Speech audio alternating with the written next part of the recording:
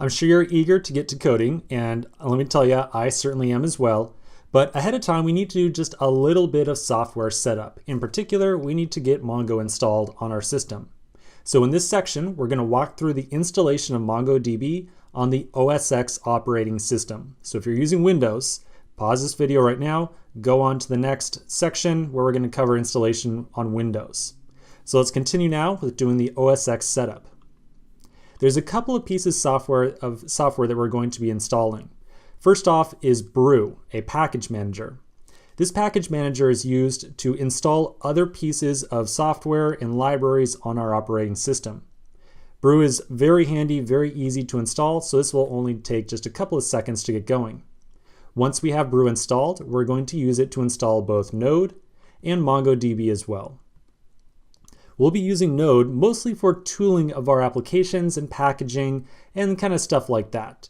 And MongoDB, of course, hey, that's our database. What else would it be? Finally, we'll also install RoboMongo.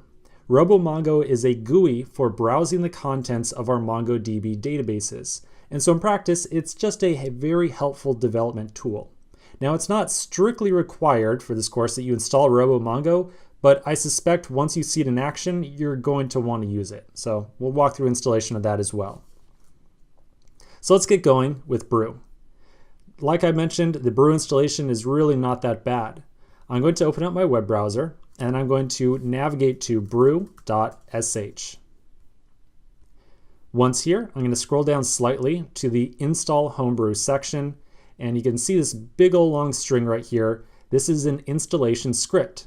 All we have to do is copy this. So I'm going to hit Command-C to copy it, and we can paste it at a terminal prompt to install Homebrew automatically.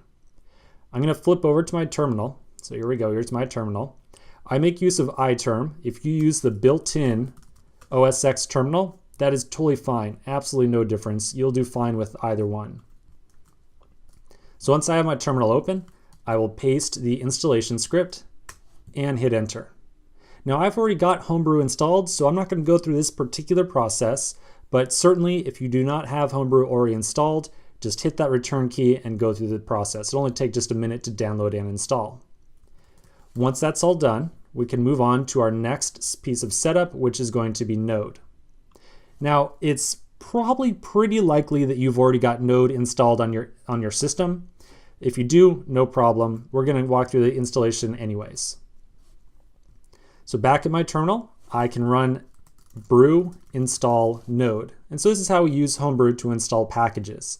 We access the library or the package manager with the brew keyword. We say that we want to install a package, and then we just list the package that we want to install. So I'll run brew install node. And I already have Node installed. Oh wait, I forgot. I do not have Node installed. My mistake. I want to go completely fresh. So I took off Node, MongoDB, all that kind of stuff. I don't have any of it on my system. If you already have Node installed, I do recommend that you update your version of Node if you have a version older than version 4.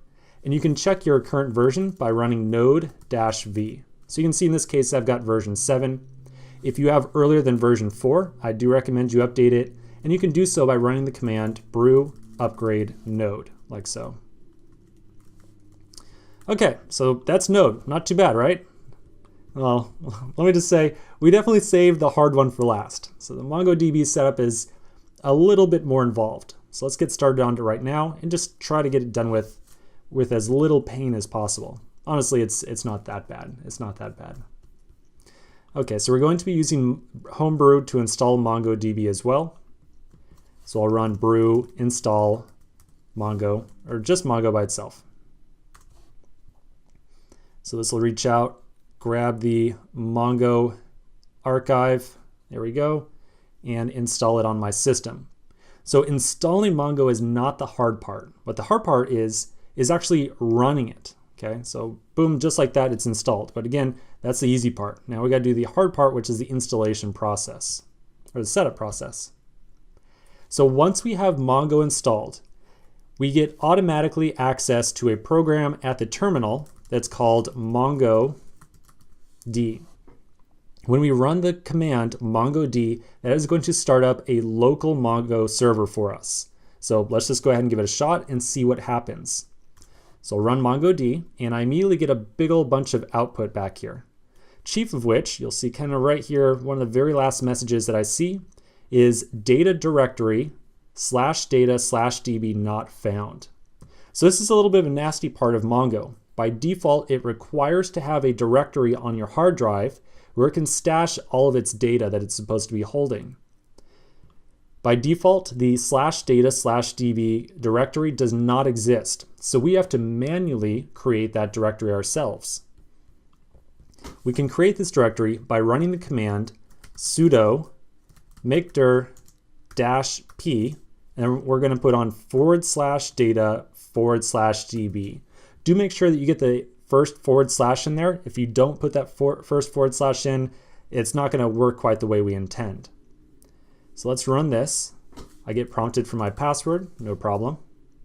And now that creates the directory. So now I'm going to run MongoD again to try to start up my local MongoD server. And again, we get a nasty little error message, but this time it's a little bit different. It says, unable to create or open lock file, something, something, something, permission denied. So the permission denied here is the key part.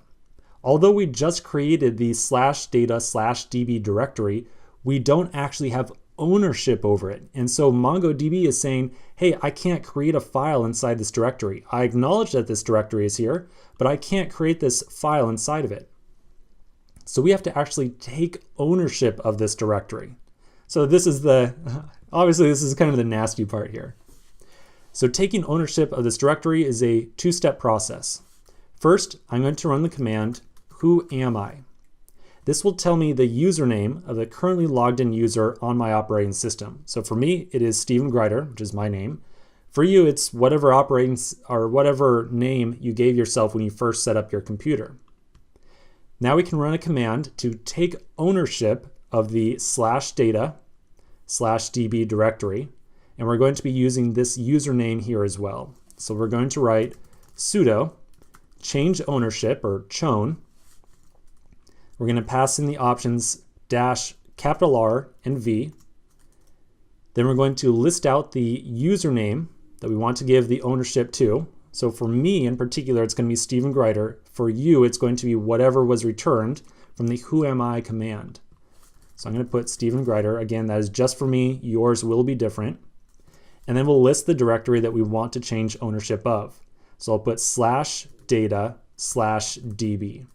Again, really do make sure you get that first leading slash in there. So now we'll run this command, and there we go. The purpose of the -RV right here was to just print out a list of all the directories that were updated, and for us that is the data/db directory. So now I'm going to try starting up MongoD again, and this time we get a whole bunch of text scrolling. But the very last line this time around says, waiting for connections on port 27017, which means our Mongo server just successfully started up. Perfect, just what we wanted. So there's one last thing to be aware of. I'm going to close out my server. I'm going to flip over to a little diagram. So this is a diagram differentiating two different approaches that we can take for the very last step here. And all it revolves around how we want to start up our MongoDB server. So I'm going to present you with two options, and I'm going to leave it up to you which direction you want to go with. Okay, so it's totally up to you. I'm just going to give you the options, and for the rest of the course, I'll leave it up to you. As we just saw, we can start up a local instance of MongoDB by running the MongoD command at the terminal. The thing is that we can freely start up that server at any point in time, right? I can say MongoD, and I can freely end it at any point of time. If I ever start up the server and then say close out this terminal window, that's going to stop my server from running as well, which might not be what I really want to have happen all the time. To avoid having to stop and restart my server all the time, I can instead use a part of brew called the services. So I can run the command brew services start Mongo. And when I run that command, Mongo will automatically be started up for me at any time that I start up my computer. And then anytime in the future that I restart my computer, brew will automatically start Mongo up again as well. So maybe it makes a little more sense what this diagram is getting at now. We can either use brew services to manage Mongo, in which case we run that one command and never have to worry about anything again. And if we want to stick with MongoD, we have to run it one time and then keep on running it again and again and again over time as well. So again, I'm going to leave the choice up to you. For me, I think the choice is pretty clear. Make use of brew services start Mongo so that I don't ever have to worry about starting up the server manually again. And so I think I'm going to go in that direction personally. So at the command line, I'm going to run brew services start Mongo. And then we'll just see a result here, successfully started MongoDB. And that's pretty much it. So now anytime I restart my computer or I close out my terminal or whatever it might be, MongoDB is going to be automatically started up for me by Homebrew. Okay, that's it for our setup. Just one last time, I'm going to mention it because I won't say it too often again.